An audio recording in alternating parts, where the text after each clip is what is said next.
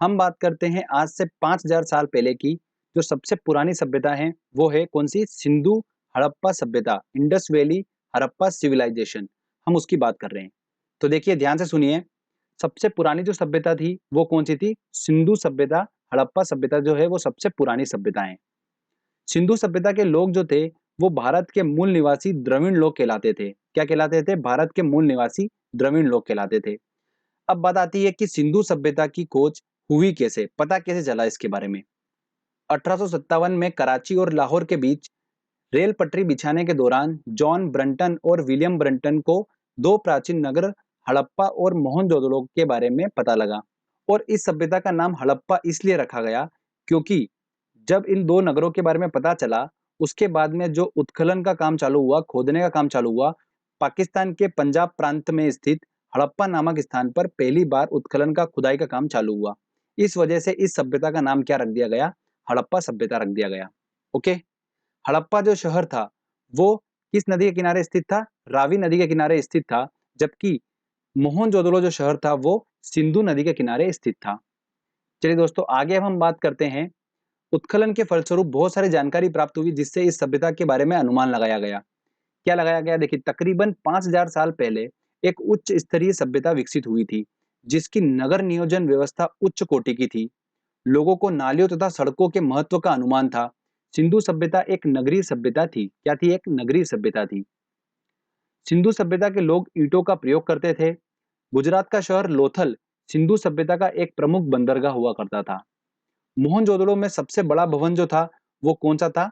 धान्यागार था। तो हमको ये नाम याद रखना है। आगे देखिए, विशाल स्नानागार ग्रेट बाथ के बारे में भी पता चला, जो कि कहां पर स्थित है? मोहनजोदड़ो में स्थित है। इसके बारे में पता चला। आगे देखिए दोस्तों, कांस्य से बनी नर्तकी की मूर्ति भी मोहनजोदड़ो से उत्खनन के फलस्वरूप प्राप्त हुई थी।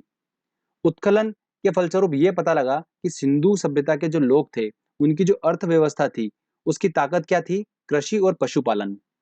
हड़प्पा सभ्यता की बात की जाए तो वहां पर सभी धातुओं के अवशेष मिले बट लोहे के अवशेष नहीं मिले। तो इससे प्रूफ होता है कि सिंधु सभ्यता में अभी तक यहाँ पर लोहे की खोज नहीं हुई थी। ओके। वो खेती किया करते थे तो वो खेती के लिए जो हल यूज करते थे वो लकड़ी के हुआ करते थे। सिंधु सभ्यता के लोगों ने सबसे पहले किसका उत्पादन किया? कपास का उत्पादन किया। ओके। देखा जाए कि सिंधु सभ्यता का अंत कैसे हुआ, तो एग्जैक्टली में इस बात का अभी तक प्रूफ नहीं हुआ है कि सिंधु सभ्यता का अंत सिंधु नदी में आई बाढ़ की वजह से हुआ है कि वहां पर अकाल पड़ने की वजह से हुआ है। इस बात का अभी तक प्रूफ नहीं मिल पाया है कि सिंधु सभ्यता का अंत कैसे हुआ। तो चलिए हमारी स्टोरी को आगे लेके जाते हैं। ये हमने बात करी आज से 5000 साल पहले की। उसके बाद समय निकलता गया। भारत में सबसे पहले ईरान के देश के लोगों ने प्रवेश करा, जो कि क्या कहलाए? आर्यंस कहलाए। इन आर्यंस ने भारत के मूल निवासी द्रविड़ों को युद्ध में पराजित कर दिया और अपना शासन स्थापित कर लिया। ये बात हो रही है दोस्तों आज से 3200 साल पहले की बात हो रही है। ओके। तो इन आर्यंस ने अपना शासन स्थापित कर लिया और इनके द्वारा जो सभ्यता बनी थी वो क्या कहलाई? वैदिक सभ्यता। क्या कहलाई दोस्तों? वैदिक सभ्यता कहलाई। अब वैदिक सभ्यता के बारे में मैं आपको कुछ इंपॉर्टेंट पॉइंट्स बताता हूं, ध्यान से सुनिए। वैदिक जो सभ्यता थी वो कैसी सभ्यता थी? एक ग्रामीण सभ्यता थी। जो वैदिक सभ्यता के लोग थे इनका मुख्य व्यवसाय क्या था? पशुपालन इनका मुख्य व्यवसाय था। लोहे से बने उपकरण वैदिक सभ्यता में प्राप्त हुए। इसका मतलब यहाँ पर लोहे की खोज हो चुकी थी। घोड़ा यहाँ पर एक महत्वपूर्ण पशु था। ये आर्यंस अस्त्र शस्त्र और कवच जैसे उपकरण बनाना जानते थे। तो फ्रेंड्स, वैदिक सभ्यता से रिलेटेड आपको चीजें क्लियर हुई। सबसे पहले नगरीय सभ्यता के बारे में हमने पढ़ा, सिंधु सभ्यता जिसका अंत हुआ। उसके बाद में क्या आई? वैदिक सभ्यता आई, मतलब एक ग्रामीण सभ्यता आई। और धीरे धीरे वापस से हम कहां पर शिफ्ट हुए? नगरीय सभ्यता की तरफ शिफ्ट हुए। और भारत को 16 महाजनपदों में बांट दिया गया। अब ये 16 महाजनपद मतलब 16 राज्यों में भारत को बांट दिया गया। कौन कौन से? मगध, अंग, काशी, कौशल, वज्जी, मल्लल, जेदी, वत्स, ये 16 राज्य हैं। इन राज्यों में सबसे शक्तिशाली जो राज्य था वो कौन सा था? मगध राज्य था। ओके। और सबसे बड़े राज्य की बात की जाए तो सबसे बड़ा राज्य कौन सा था? अवंतिका राज्य था, उज्जैनी। एमपीपीएससी में क्वेश्चन बनता है ये वाला, काफी इंपॉर्टेंट है। तो दोस्तों अब बात आती है कि मैं आपको बोल रहा हूं कि मगध जो था वो सबसे शक्तिशाली था। तो ऐसा क्यों? इसका कारण ये था कि मगध जो राज्य था इसके दोनों ओर नदी बहती थी। इस वजह से यहाँ की भूमि जो थी काफी उपजाऊ थी और कृषि योग्य भूमि थी। एग्रीकल्चर यहाँ पर काफी अच्छा होता था। इस वजह से ये राज्य जो था अपने आप में सक्षम राज्य था और काफी मजबूत राज्य था। और दोस्तों विंध्याचल श्रेणी जो है वो देखिए मैप में आपको क्लियर हो रहा होगा, मगध के पास से बिल्कुल होती हुई निकल रही है। देखिए विंध्याचल श्रेणी, श्रेणी का मतलब क्या होता है, देखिए जंगल एरिया होता है पूरा। तो मगध जो ऐसा राज्य था, उनको लकड़ियां जो थी वो अच्छी खासी प्राप्त हो जाती करती थी जंगलों से। और यहाँ के जानवर जो थे जंगल के, उनको वो अपने युद्ध में उपयोग किया करते थे। हाथियों का पहली बार युद्ध में उपयोग किस राज्य ने किया था? मगध राज्य ने ही उपयोग किया था इनका। ठीक है, ये 2015 एसएससी का क्वेश्चन था, काफी इंपॉर्टेंट है, ध्यान रखिएगा। तो इस प्रकार से दोस्तों मगध जो राज्य था वो काफी शक्तिशाली राज्य था। और दोस्तों हमारा जो प्राचीन इतिहास है वो पूरा मगध के आसपास घूमेगा। तो आप बिल्कुल ध्यान से सुनिए इस बात को। यहाँ पर बहुत सारे राजा आए, अलग अलग राजा आए। इन राजाओं का क्या उद्देश्य था? ये जो 16 महाजनपद के बारे में आप देख रहे हैं, इन 16 महाजनपदों पर कब्जा करना। और सिर्फ एक ही ऐसा राजा था जिसने 16 महाजनपदों पर कब्जा कर लिया था, वो कौन था? सम्राट अशोक। उसके बारे में हम आगे बात करेंगे। अब एक इंपॉर्टेंट पॉइंट और सुनिए कि 16 महाजनपदों का उल्लेख एक बौद्ध ग्रंथ में किया गया है। उस बौद्ध ग्रंथ का नाम एग्जाम में अक्सर पूछा जाता है। तो वो बौद्ध ग्रंथ कौन सा है? देखिए अंगूर है। कौन सा है? अंगूर। इसके अंदर 16 महाजनपदों का उल्लेख किया गया है। अब देखिए दोस्तों ये हमारी ट्रिक थी। जो बौद्ध ग्रंथ था उसका नाम है अंगुत्तर निकाय। क्या है दोस्तों? अंगुत्तर निकाय। आपके दिमाग में सेट हो चुका होगा अंगूर वाली इमेज। अब जब भी एग्जाम में अगर ऐसा आएगा कि 16 महाजनपदों का उल्लेख एक बौद्ध ग्रंथ में किया है, तो वो किसमें किया है? अंगूर में किया है। हमको ऐसे ध्यान रखना है, किसमें किया है? अंगूर में किया है। और अंगूर से हम आसानी से पहुंच जाएंगे अंगुत्तर निकाय तक और हमारा क्वेश्चन बन जाएगा। अब बात करते हैं दोस्तों हम मगध महाजनपद की, कि कौन कौन से राजवंश यहाँ पर आए, किन किन राजाओं ने राज करा, वो सारा हम डिस्कस करेंगे। ठीक है, और कौन कौन से वंश इंपॉर्टेंट है जिनसे क्वेश्चंस बनते हैं वो भी मैं आपको बताऊंगा। तो देखिए मगध महाजनपद की प्रारंभिक जानकारी जो मिलती है वो कहाँ से मिलती है? महाभारत से मिलती है। और मगध की सबसे पहली प्राचीन राजधानी जो थी वो कौन थी? गिरिब्रज थी, राजगृह थी। क्या थी? गिरिब्रज राजगृह थी मगध की सबसे प्राचीन राजधानी। मगध पर सबसे पहले बिंबसार आए। बिंबसार ने हर्यक वंश की स्थापना करी। किसकी करी? हर्यक वंश की स्थापना करी। उसके बाद में शिशुनाग आया, उसने नाग वंश की स्थापना करी। उसके बाद महापद्मानंद आए, उसने नंद वंश की स्थापना करी। और इसी नंद वंश का अंतिम शासक जो था घनानंद, उसको चंद्रगुप्त मौर्य ने अपने गुरु चाणक्य की सहायता से युद्ध में पराजित कर दिया था और चंद्रगुप्त मौर्य ने मौर्य वंश की स्थापना कर दी थी। तो दोस्तों ये हमारा पहला फेज है। इसके बाद और भी वंश आए हैं, हम उनको थोड़ा बाद में डिस्कस करेंगे। सबसे पहले हम इन चारों को डिस्कस करेंगे। ओके, इन चारों वंश में सबसे इंपॉर्टेंट है मौर्य वंश। मौर्य वंश से काफी ज्यादा क्वेश्चंस बनते हैं, बट हम इन तीन वंशों को भी कवर करेंगे, जिसमें हर्यक वंश और नंद वंश से भी एग्जाम में क्वेश्चंस देखने को मिलते हैं। नाग वंश से आपको बस इतना याद रखना है कि नाग वंश के संस्थापक कौन थे? शिशुनाग थे। क्लियर? चलिए अब मैं आपको हर्यक वंश और नंद वंश के बारे में कुछ इंपॉर्टेंट पॉइंट बता देता हूं। उसके बाद में हम स्टार्ट करेंगे चंद्रगुप्त मौर्य, मतलब मौर्य वंश से स्टार्ट करेंगे। देखिए बिंबसार ने हर्यक वंश की स्थापना करी मगध पर सबसे पहले। तो बिंबसार जो था वो बौद्ध धर्म का अनुयायी था। किसका था? बौद्ध धर्म का अनुयायी था। इसकी मृत्यु उसके पुत्र अजात शत्रु ने कर दी थी। और इस अजात शत्रु की मृत्यु उद्दायन इसके पुत्र ने की थी। और इसी उद्दायन ने, ध्यान रखिएगा इंपॉर्टेंट क्वेश्चन है, गंगा और सोन नदी के संगम पर पाटलिपुत्र नगर की स्थापना करी थी। किसने? इस उद्दायन ने। बीपीएससी एग्जाम में, बिहार पीएससी के एग्जाम में क्वेश्चन पूछा जाता है, ये काफी इंपॉर्टेंट क्वेश्चन है। इसके बाद कौन सा वंश आया था? नाग वंश आया था, जिसकी स्थापना शिशुनाग ने करी थी। उससे हमको बस संस्थापक का नाम ही याद करना है। उसके बाद कौन सा वंश आया था? नंद वंश आया था। तो चलिए हम बात करते हैं नंद वंश की। इसकी स्थापना किसने करी थी? महापद्मानंद ने करी थी। और नंद वंश के समय में मेसोदोनिया के सरदार सिकंदर ने भारत पर आक्रमण किया। सिकंदर ने पौरव राजा पोरस के साथ में झेलम नदी के किनारे युद्ध लड़ा था और इसमें सिकंदर ने राजा पोरस को हरा दिया था। और ये युद्ध किस नाम से जाना गया? हाइडे स्पिन के युद्ध के नाम से जाना गया। ये काफी इंपॉर्टेंट है। इसकी मृत्यु जो थी सिकंदर की, वो ज्वर की वजह से बेबीलोन में हो गई थी। कहां पर हुई थी? बेबीलोन में। अंतिम शासक जो था नंद वंश का, वो कौन था? घनानंद था। और इसी घनानंद को चंद्रगुप्त मौर्य ने अपने गुरु चाणक्य की सहायता से युद्ध में पराजित कर दिया था और मगध पर मौर्य वंश की स्थापना कर दी थी। तो चलिए अब हम बात करते हैं मौर्य वंश की। तो देखिए काफी इंपॉर्टेंट है मौर्य वंश, यहाँ से काफी क्वेश्चंस बनते हैं, तो ध्यान से सुनिए बिल्कुल एक एक बात। इस वंश का संस्थापक कौन था? चंद्रगुप्त मौर्य था। इसके गुरु का नाम क्या था? चाणक्य था। चाणक्य का वास्तविक नाम क्या था? विष्णुगुप्त और कौटिल्य था। इसने अर्थशास्त्र नामक पुस्तक लिखी है। किसने? चाणक्य ने। और इस पुस्तक में राजनीतिक संबंधी बातों का उल्लेख किया गया है। मौर्य वंश की प्रचलित मुद्रा जो रही थी वो क्या रही थी? पण रही थी। चंद्रगुप्त मौर्य के शासनकाल में सिकंदर के सेनापति सेल्यूकस निकेटर ने आक्रमण किया था और इस सेल्यूकस निकेटर के राजपूत का नाम क्या था? मेगस्थनीस था। ये काफी इंपॉर्टेंट क्वेश्चन है, पूछा जाता है कि मौर्य वंश के राजपूत का नाम क्या था? तो मेगस्थनीस था। ओके, और इस मेगस्थनीस ने इंडिका नामक पुस्तक लिखी थी। क्या लिखी थी? इंडिका नामक पुस्तक इसने लिखी थी। और इस चंद्रगुप्त मौर्य ने यूनानियों का अंत कर दिया था। आगे बात करते हैं हम। सेल्यूकस निकेटर की पुत्री कार्नेलिया के साथ में चंद्रगुप्त मौर्य ने विवाह किया था और इसने भारत के 8 महाजनपदों पर कब्जा किया था। किसने? चंद्रगुप्त मौर्य ने। चंद्रगुप्त मौर्य ने अपने जीवन के अंतिम समय में जैन धर्म को स्वीकार किया था और इसकी मृत्यु कहां पर हो गई थी? श्रवण बेलगोला में उपवास के दौरान इसकी मृत्यु हो गई थी। इसके बाद में मौर्य वंश का अगला शासक कौन बना? बिंदुसार बना। तो चलिए बिंदुसार की बात करते हैं हम अब। पुराणों में बिंदुसार को अमित्रघात, वारिसार, भद्रसार के नाम से जानते हैं।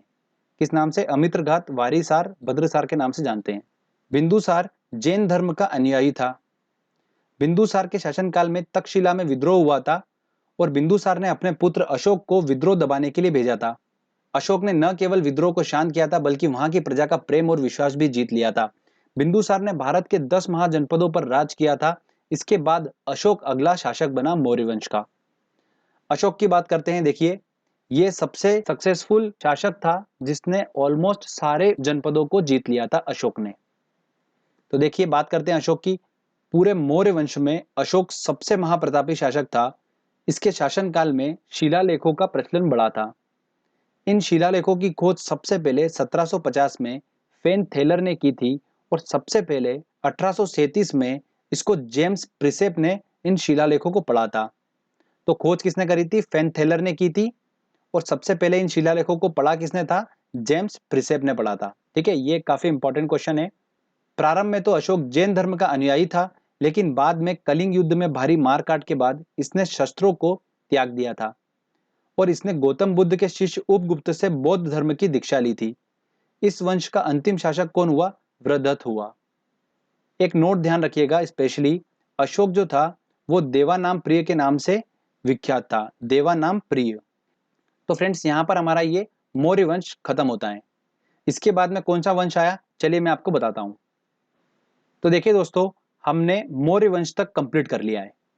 अब आगे बात करते हैं कि मौर्य वंश के बाद कौन सा वंश आया। तो देखिए, मौर्य वंश का अंतिम शासक कौन था? वृद्धत था। इसको युद्ध में पराजित कर दिया पुष्यमित्र ने और शुंग वंश की स्थापना कर दी। शुंग वंश के बाद में वासुदेव आए। वासुदेव ने कर्ण वंश की स्थापना करी और उसके बाद सिमुक आया।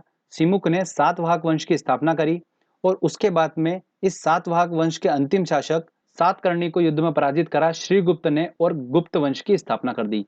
तो अब हमको क्या पढ़ना है दोस्तों? अगला इंपॉर्टेंट आ रहा है हमारा गुप्त वंश। तो देखिए, दो हाईलाइटेड आपको दिख रहे होंगे, मौर्य वंश और गुप्त वंश। ये मौर्य वंश और गुप्त वंश दोनों बहुत ज्यादा इंपॉर्टेंट है। इनसे बहुत ज्यादा क्वेश्चंस बनते हैं। और जो शुंग वंश है, कर्ण वंश है और सातवाहक वंश है, इनके हमको संस्थापक के नाम याद करना है और इनका सीक्वेंस याद रखना है। ठीक है, इनके सीक्वेंस से और संस्थापक से क्वेश्चंस बनते हैं। तो शुंग वंश की स्थापना किसने करी? पुष्यमित्र ने करी। कर्ण वंश की स्थापना किसने करी? वासुदेव ने। सातवाहक वंश की स्थापना किसने करी? सिमुक ने करी। ठीक है, और इसी सातवाहक वंश के अंतिम शासक सातकर्णी को युद्ध में पराजित करा श्रीगुप्त ने और गुप्त वंश की स्थापना कर दी। तो चलिए दोस्तों, हम अब बात करते हैं गुप्त वंश की। तो देखिए दोस्तों, श्रीगुप्त की बात करते हैं। श्रीगुप्त ने भारत के 6 महाजनपदों को जीता था।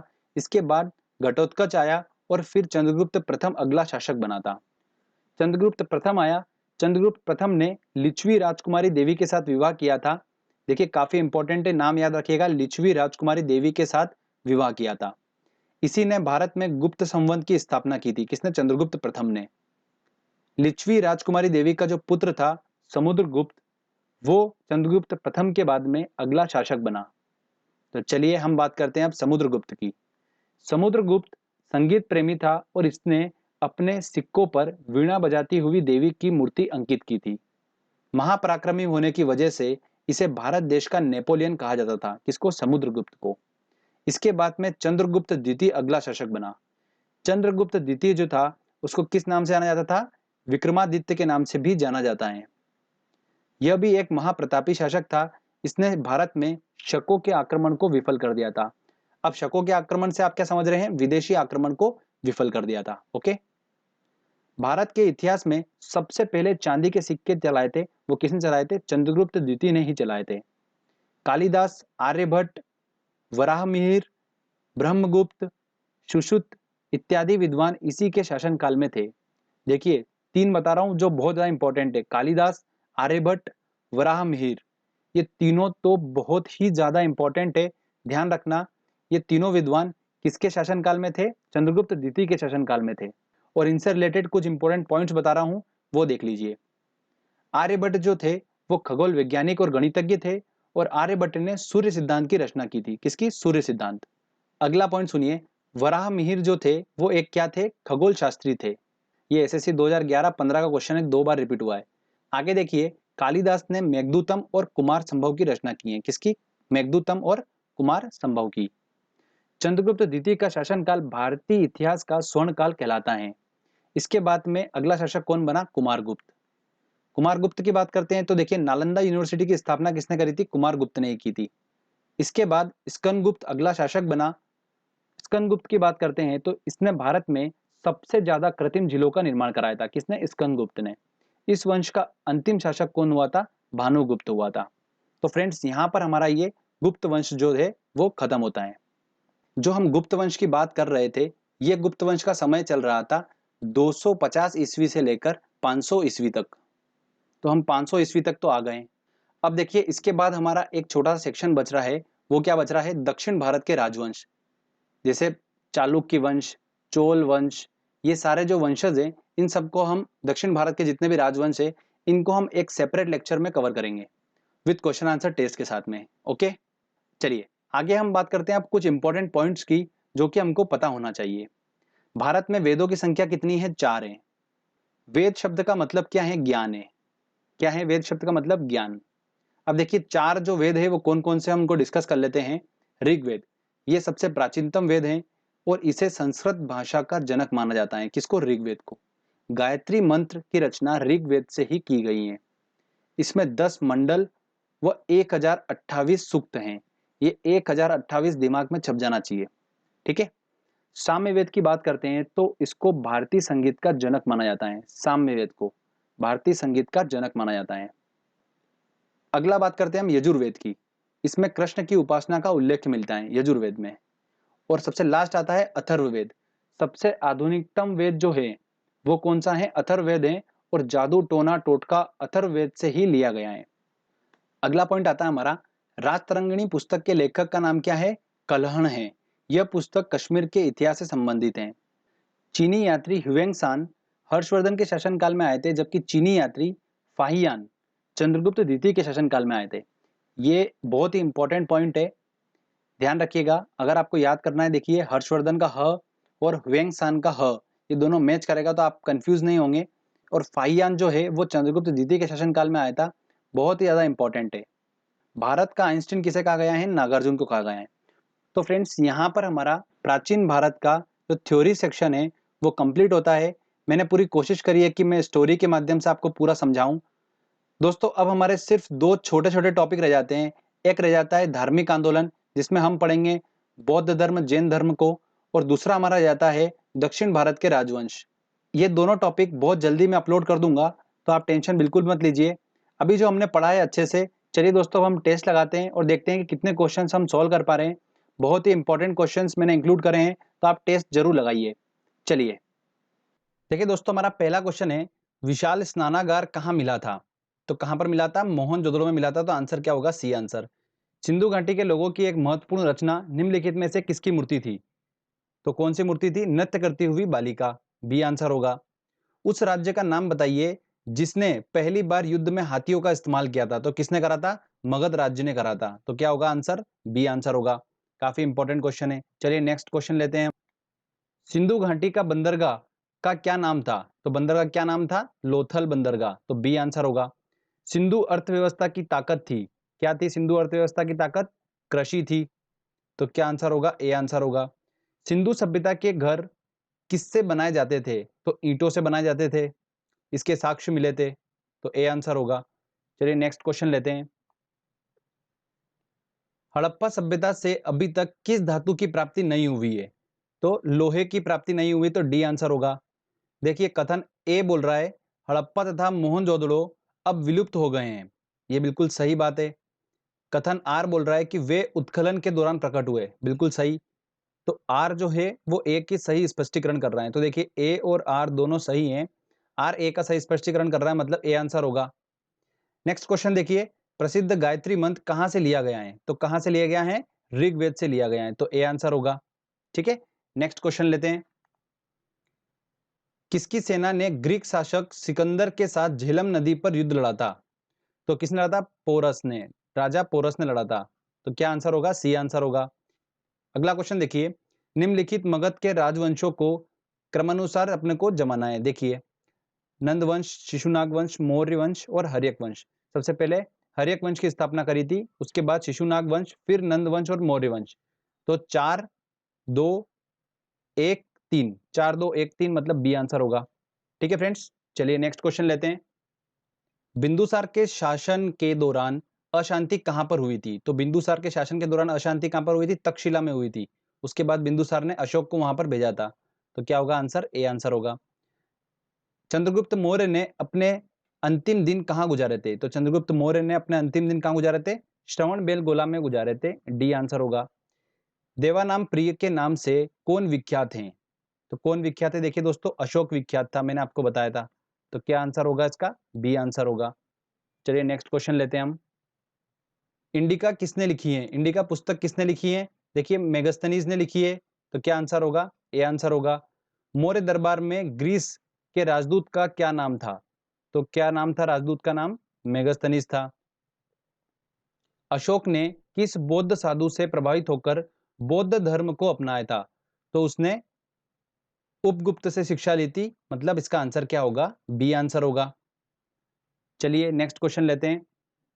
अर्थशास्त्र के लेखक किसके समकालीन थे? तो देखिए अर्थशास्त्र के लेखक जो था वो कौन था? चाणक्य था। और चाणक्य जो था वो किसके समकालीन थे? चंद्रगुप्त मौर्य के। तो क्या आंसर होगा इसका? बी आंसर होगा। अगला क्वेश्चन है, किस प्रसिद्ध शासक को शिलालेखों का जनक कहा जाता है? तो किसको कहा जाता है? अशोक को कहा जाता है। एक बात और ध्यान रखिएगा, इन शिलालेखों को किस लिपि में लिखा गया है? ब्राही लिपि में। ठीक है, ये भी हमको पॉइंट ध्यान रखना है।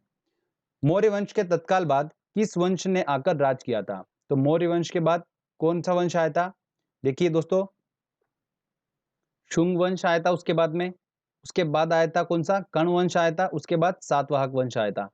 तो आंसर क्या होगा इसका? बी आंसर होगा। ठीक है, इस सीक्वेंस से भी क्वेश्चंस पूछते हैं, इसलिए आप सीक्वेंस भी ध्यान रखिएगा। नेक्स्ट क्वेश्चन लेते हैं। विक्रमादित्य के नाम से जाना जाता है, किसको जाना जाता है? चंद्रगुप्त द्वितीय को जाना जाता है। लिच्छवी दोहित्र किसे कहते हैं? देखिए लिच्छवी दोहित्र किसे कहते हैं? देखिए लिच्छवी नामक राजकुमारी से किसने विवाह किया था? चंद्रगुप्त प्रथम ने किया था। और लिच्छवी राजकुमारी का जो पुत्र था वो कौन था? समुद्रगुप्त था। इसलिए समुद्रगुप्त को ही लिच्छवी दोहित्र के नाम से जाना जाता है। तो सी आंसर होगा। भारत देश का नेपोलियन किसे कहा जाता है? समुद्रगुप्त को कहा जाता है, तो सी आंसर होगा। चलिए नेक्स्ट क्वेश्चन लेते हैं। प्रसिद्ध चीनी यात्री फाहियान किसके शासनकाल के दौरान भारत आया था? तो फाहियान किसके शासनकाल के दौरान आया था? चंद्रगुप्त द्वितीय के शासनकाल के दौरान, तो डी आंसर होगा। मेघदूत के रचयिता कौन है? देखिए मेघदूत और कुमार संभव की रचना किसने करी थी? कालिदास ने करी थी, तो ए आंसर होगा। अगला क्वेश्चन देखिए, वराहमिहिर थे, वराहमिहिर कौन थे? एक खगोल शास्त्री थे। तो क्या आंसर होगा दोस्तों इसका? सी आंसर होगा। चलिए नेक्स्ट क्वेश्चन लेते हैं हम। ऋग्वैदिक आर्यों का मुख्य व्यवसाय क्या था? तो ऋग्वैदिक आर्यों का मुख्य व्यवसाय क्या था? पशुपालन था, तो बी आंसर होगा। निम्न में से कौन एक बौद्ध ग्रंथ 16 महाजनपदों का उल्लेख करता है? तो कौन करता है दोस्तों? अंगुत्तर निकाय करता है, तो इसका आंसर क्या होगा? ए आंसर होगा। मगध के किस राजा ने राज्य के लालच में अपने पिता की मृत्यु कर दी थी? तो किसने करी थी? अजात शत्रु ने करी थी। बिंबसार की हत्या कर दी थी इसने, तो क्या आंसर होगा? बी आंसर होगा। चलिए नेक्स्ट क्वेश्चन लेते हैं। अशोक के शिलालेखों को पढ़ने वाला प्रथम अंग्रेज कौन था? तो पढ़ने वाला कौन था प्रथम अंग्रेज? देखिए खोज किसने करी थी? फेन थेलर ने करी थी और पढ़ने वाला पहला कौन था? जेम्स प्रिसेप था। तो आंसर क्या होगा? सी आंसर होगा।